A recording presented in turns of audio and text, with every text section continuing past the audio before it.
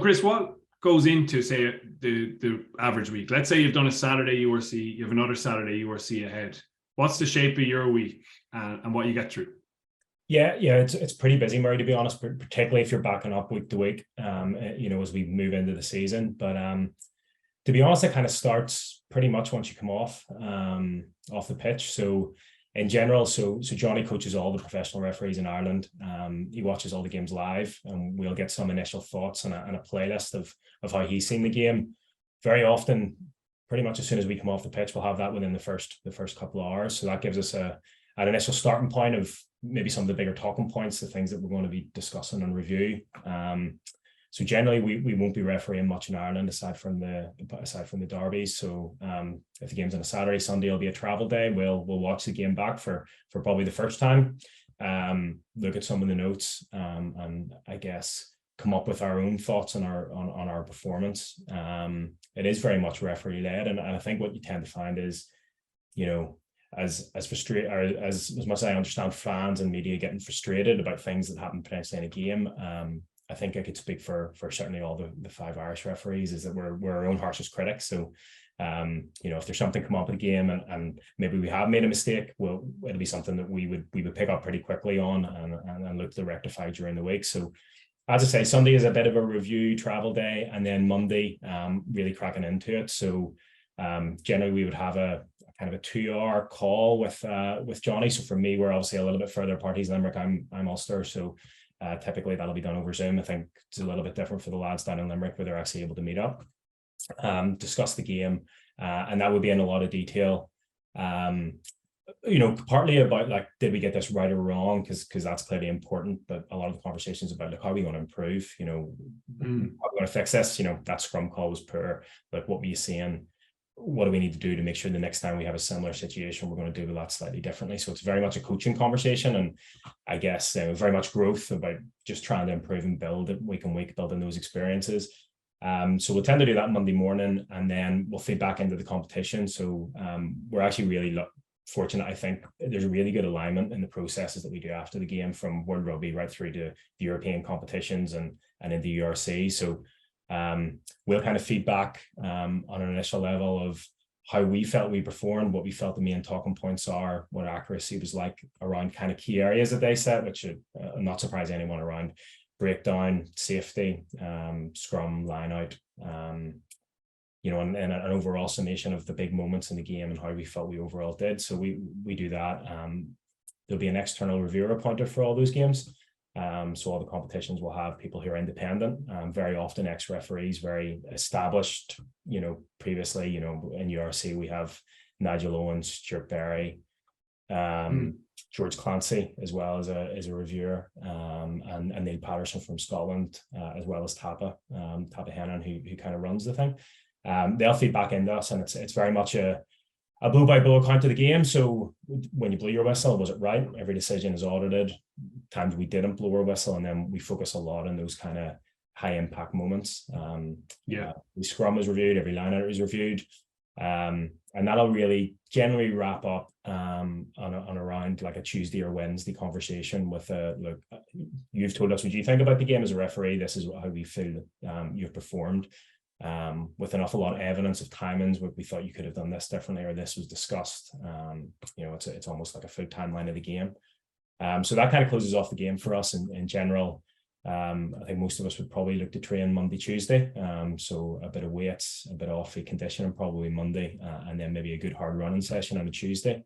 Both myself and Crossy, I think, are fortunate. We actually link in with the provinces. So I would train as much as I can with Ulster on that kind of big Tuesday, Wednesday session, which is just great for us. It's great that the provinces allow us to come in, because there's so much of a wealth of experience where you get to talk to coaches, build relationships with players, but it also gives you an opportunity to referee mauls and lineouts and breakdown.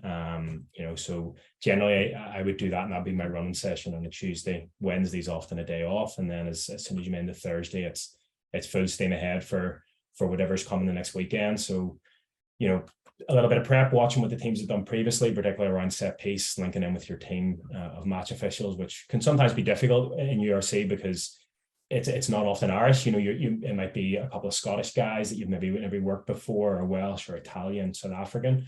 So trying to build those relationships, talking about the type of game that we're likely to get, and putting in place about how we're going to referee those key areas, moving into the weekend. So it's a pretty busy weekend, particularly, there's a lot of travel. There's really no home games for us, particularly now the South African teams are in. So as we move in, Friday will be a travel day, and then Saturday's obviously game day, and then it all starts again for the following week. Yeah, so it's pretty continuous, but that kind of review and looking to improve, I think is something we do as a group really well within Ireland, and Johnny really drives that, and that's probably for me the most important part of the week. That kind of, I know it's quite extremely detailed. The preview element you mentioned there, I'm curious around that. Like, how much of that do you do? Is it dangerous to do too much preview and have perceptions in your mind? Yeah, totally. I mean, it's a real balance. I think it's right that we prepare for games. I think fans and coaches would expect that we don't just rock up the changing room on a Saturday, but there is a real balance there that you don't want to go in with any preconceived ideas. But so I suppose you're looking at different things about how teams tend to play. Do they play very wide? What do they tend to do, particularly off line out and scrum? What are they going to try and achieve? Are they going to try and scrum for penalties off a line out? Do they do a lot of breakaways? Do they go off the top a lot? Or are we going to get a game that's going to be very much maul driven? So it's probably about us trying to get a good idea of our pictures and the game that we're likely to get, so that we can prepare our team, as much as it is of us going in with a preconceived idea about a particular player, because that can be dangerous. It'd be more of an awareness thing, wouldn't it be fair to say, Chris? Like an awareness to something more than a preconceived idea going into a game, and like we always chat about, knowing how a team's going to play helps us to be telling ourselves on the pitch, where's the next challenge going to be? Is it going to be a contest in the air? Is it going to be a breakdown in a wide channel? So it just helps us to be prepared to almost be ready to make the decisions, or where we're going to be challenged the most in that game, So I think that's the value of doing that prep.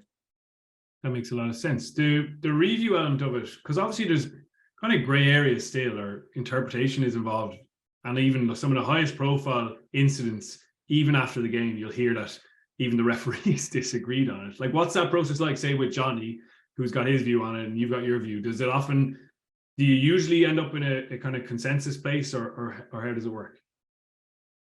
Yeah, I think most of the time, it's very open conversations, and certainly from my point of view, like, I'll try and not be too firm or welded to an idea, particularly when it's your own decision, that I think, look, I've definitely got this right. Always really keen to get other people's opinions, because as you say, that the best thing about rugby is it's a very grey sport, and there's a load of incidents that will happen across a weekend that'll split a room, and it's no different for referees. So I suppose we rely on the group a lot, Crossy. Would that be fair? How are we doing this, guys? What do we think? And we talk about, like, what's the best decision? Sometimes not. Sometimes both decisions. You could give a red card, you could give a yellow card, you could play on. There's a reason why you could do all those, but we talk an awful lot like, what's the best decision for the game as a wider spectacle for us, for the players, for the team. So we probably lean on the group to try and get some consensus, so there is some consistency across how we are reffing as a group, and I think that's important in across the competitions as well. So maybe I think all the competitions are very good at feeding back when there are those big moments about, look, this is how we've seen this, and if we have something similar, this is how we want it to be refereed going forward. That makes sense. The fitness element is something I'm curious about, because obviously the shape of referees, for want of a better word, has changed over the course of professionalism, and there's massive demand, it looks like. So, I mean, Eoin, what are the demands? How fit do you need to be? And feel free to throw in a few humble brags if anyone's set some new PRs or whatever. Yeah, well, I suppose, not to blow my own trumpet, but when I started off refereeing, I was still the same size I was when I was playing. So that was a challenge that I had to overcome, and even started refereeing All-Ireland League in my first season. I was still 16 and a half stone, 105 kgs. And what you realise is every second breakdown doesn't cut it anymore. When you're in a pad system as a forward, you got to get to everyone, So, and I think like aesthetics is a lot, particularly when you move up the levels, and looking the part is like a non-negotiable almost now, So I think for me, one off season between my first year in the All-Ireland League and the second year, I just said, right, if I'm going to give this everything and give a full crack at a whip, I need to change how I look. So I went hard after it and then lost the ones of 20 kilos, you know. And Wow. look, the only thing is like now you're getting around the pitch and it's actually a lot easier rather than think about getting to where you need to be. You're naturally there and you can think about the contest, what's going on at the breakdown, you know.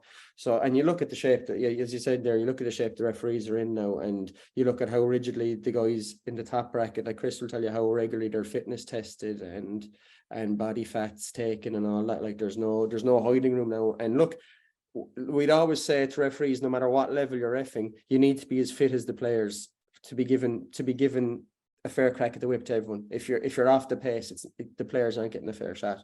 And I think, look, that's the same way when you get to the top level now. And I think it's only fair that the referees, like I said, you have to get every breakdown now, which you like the only ones that would cover more ground than us in the game potentially are scrum halves. Like, you know, I know there's different challenges in terms of resistance for the rest of the players, but in terms of being aerobically fit to get around the pitch, I think it's only fair to ask that the referees are just as fit as the players that are playing the game, you know.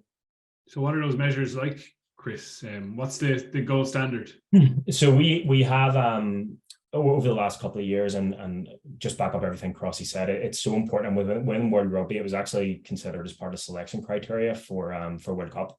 The guys had to be fit or they wouldn't be on the plane. So we were tested across the 4 windows. So before all the kind of, you know, the Rugby Championship, before the Six Nations, all the referees come together at a camp. And there was fitness tests that carried out in all of those, and the tests were the dreaded Bronco test, which, you know, the players do.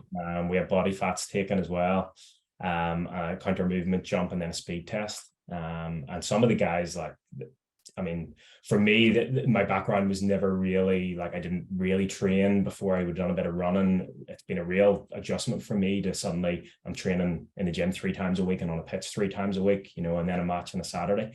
But some of the guys within that World Rugby group are just in incredible shape. You know, you've guys running Broncos in 4:20, and wow. You know, I think Bracey can jump about 60 on a counter movement jump. It's a behold. Sometimes it's some of the guys are just in incredible shape. Who's running the 4:20? I hope I'm not breaking any confidentiality, but the last one was Christoph Ridley, so it'd be pretty competitive at the top end of that World Rugby group. You know, you've got James, I can imagine, O'Keefe, Bracey, Craig Evans. There's some real fit guys, and they really pace each other as well. You know, there's a bit of competition.